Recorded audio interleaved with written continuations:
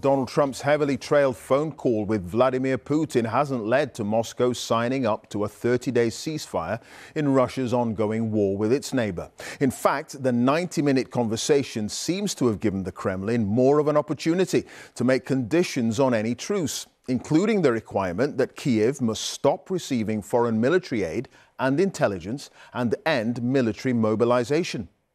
Mr. Putin did say, however, he was willing to pause attacks on Ukraine's energy infrastructure, but 80% of it has already been destroyed by Russian bombs. This evening, President Zelensky said it's clear Russia isn't ready to end this war. The whole game is to weaken Ukraine. We'll be live in Kyiv, but first, Sarah Smith has our top story from Washington.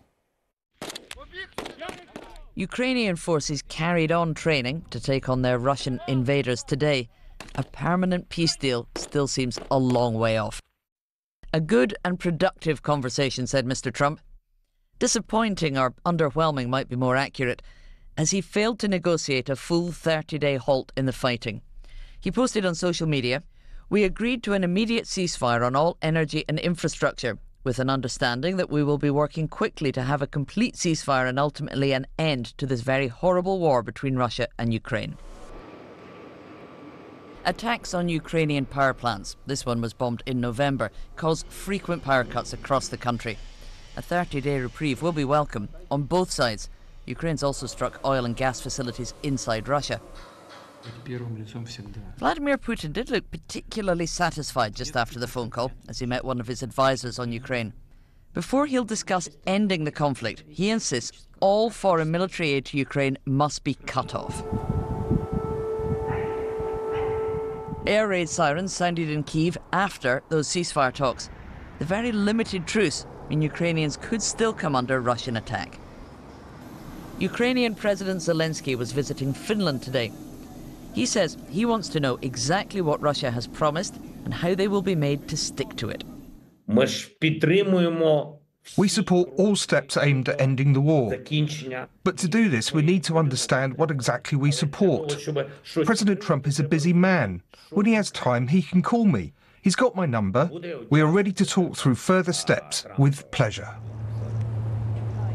Donald Trump wants to move on quickly to agree a final settlement, but he may have been too optimistic about how close he is to reaching a peace deal.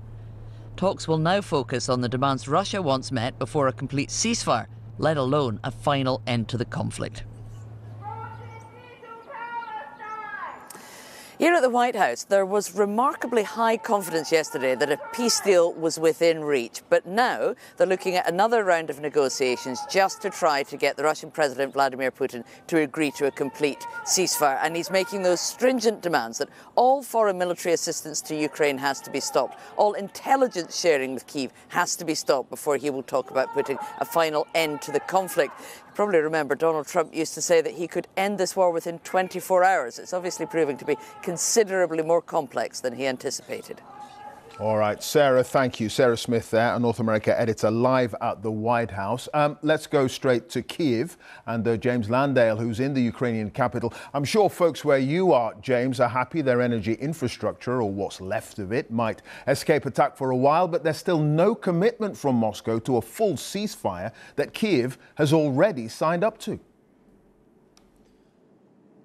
Yeah, and that's why Kyiv's response, I think, has been pretty calibrated and cautious. President Zelensky has welcomed the idea, at least the promise, of an end to Russian attacks on energy infrastructure. He said that even a partial ceasefire is a positive result. But I have to say, Clive, this evening, there's not much evidence of any ceasefire. Not only have we been hearing the air defences and drones in the skies above Kyiv, President Zelensky has in the last few moments just issued a statement in which he has said there have been numerous drone attacks across the country, not just in this region, but also in the Sumy region and other parts of the country, some of them hitting hospitals and other civilian areas. So there is clearly tonight no evidence of an immediate ceasefire by Russian attacks in the air. And I think that's why we've had from the Ukrainians a calibrated response.